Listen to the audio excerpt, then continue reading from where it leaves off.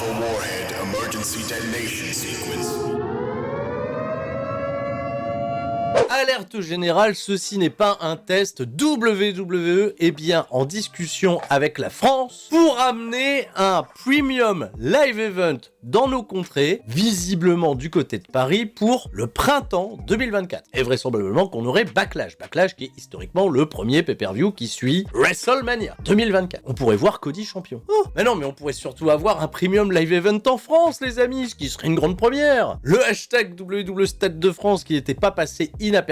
En revanche, il y a moins de chances que ça se passe au Stade de France, étant donné que le Stade de France, il est réquisitionné toute l'année en vue des Jeux Olympiques d'été. Voilà, on n'est pas passé à côté de l'information. Il reste quand même la Défense Arena qui pourrait accueillir, je sais pas moi, jusque 40 000 personnes. Pourquoi pas l'Accor Hotel Arena qui, dans certaines dispositions, pourrait faire du 14 000, 15 000. La France a fait du bruit, vous avez fait du bruit. Maintenant, on attend juste la confirmation, hein, parce que c'est grandement discuté, comme le rapporte Sean Rossap de Fightful. Je veux bien que notre bon ami Baron Corbin, il est chaud patate, chaud bouillant, mais c'est encore à l'état de discussion. Donc, on va croiser les doigts. Mettons ça de côté, je suis bien entendu ravi de vous retrouver pour le SmackDown Recap. Qu'est-ce qui s'est passé dans la nuit du vendredi 27 au samedi 28 octobre 2023? On se voit demain, hein, dimanche? Bodies Eye Wrestling 9, H-Tumanil. Et en plus de se voir ce samedi, vous pouvez également nous retrouver sur la corde à linge Ludivine et moi-même, puisqu'on a débriefé les épisodes de All Elite Wrestling et de NXT Halloween Havoc. Désormais, place au show bleu, un show très attendu, puisque la signature de contrat entre LA Knight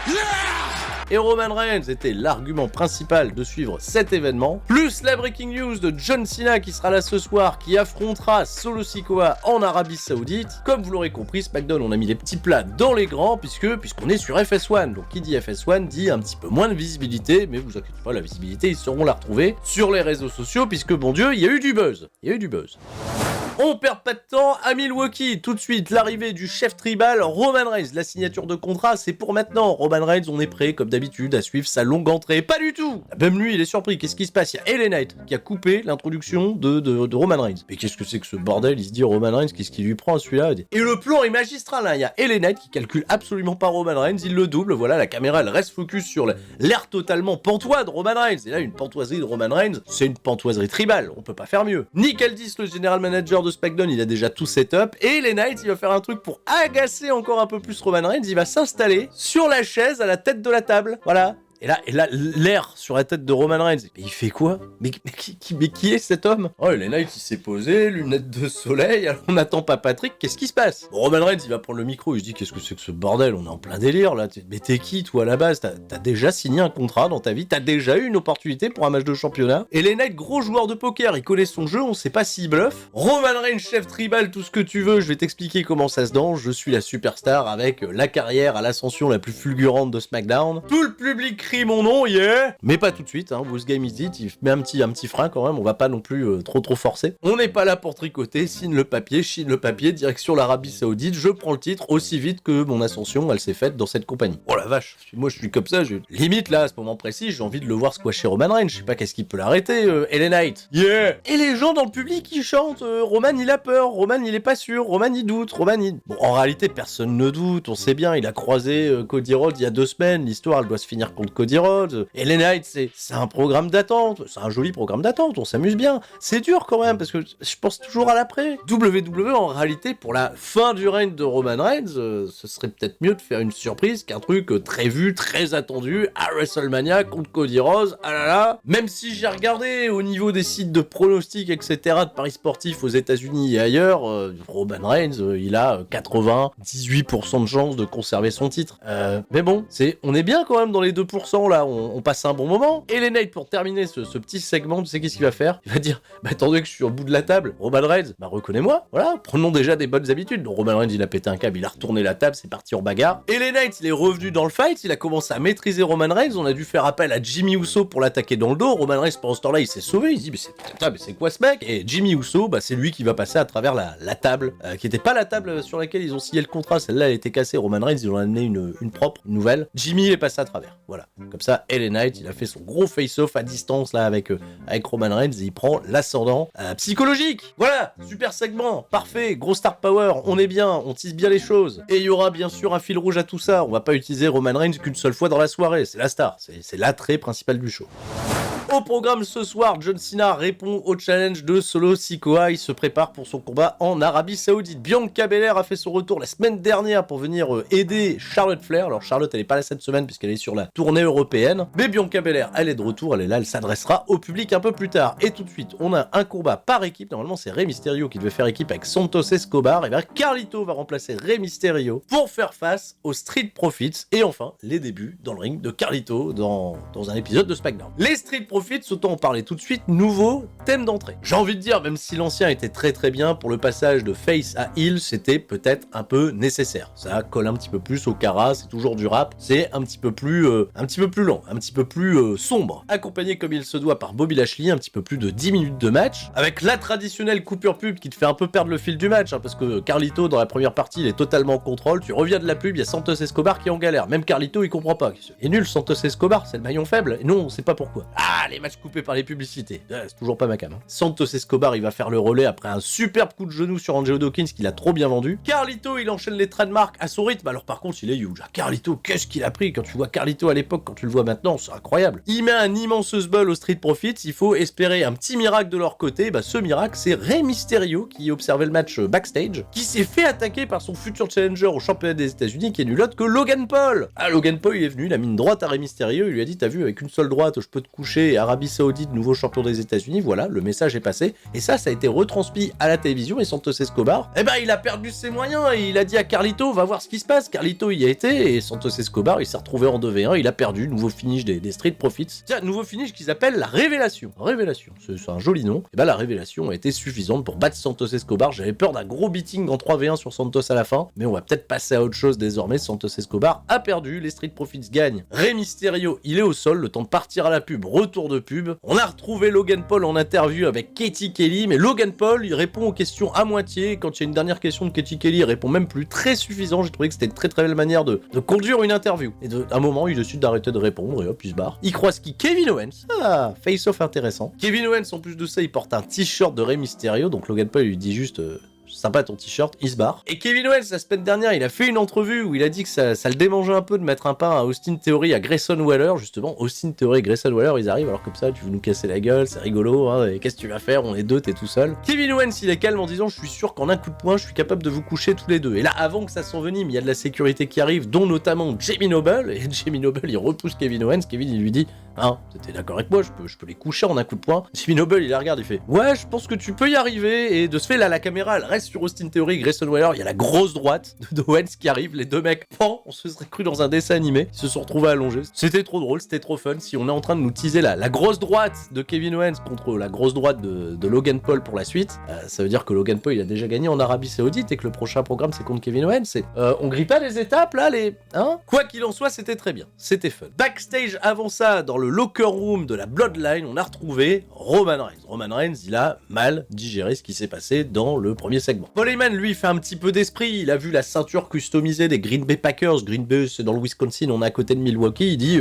LA Knight, les Green Bay Packers, ils obtiendront jamais de titre dans leur vie. On leur fait des fausses ceintures et comme ça, ils sont contents. Ils se prétendent champions. Petite pique gratos, ça fait toujours réagir. Là, il y a Jimmy Uso qui arrive. Jimmy, tranquille, il s'est allongé dans le canapé. Roman Reigns lui dit, quoi? Tu fais quoi, là? Jimmy, il explique, je suis passé à travers une table, je reviens de l'infirmerie. Il emploie tout un jargon sur le football américain depuis 2 semaines, il fait ça, c'est trop drôle. Mais Roman Reigns, il lui dit, mais non, mais là, ça va pas, là, il faut régler le cas de LA Knight. Donc ce soir, tu vas affronter LA Knight.